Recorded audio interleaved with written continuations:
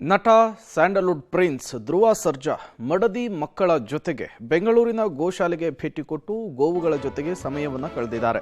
ಗೋವುಗಳಿಗೆ ಮೇವನ್ನು ತಿನ್ನಿಸಿ ಧ್ರುವ ಸರ್ಜಾ ಮುದ್ದು ಮಕ್ಕಳ ಸಂಭ್ರಮಿಸಿದ್ದಾರೆ. ಈ ಗೋಶಾಲೆಯಲ್ಲಿ ಕಸಾಯಿಖಾನೆಗೆ ಹೋಗ್ತಾ ಇರುವ ಹಸುಗಳ ರಕ್ಷಣೆಯನ್ನು ಮಾಡಲಾಗ್ತಿದೆ. ಗೋಶಾಲೆಯ ಸೇವೆಗೆ ನಟ ಧ್ರುವ ಸರ್ಜಾ ಕೈ ಜೋಡಿಸಿದ್ದಾರೆ.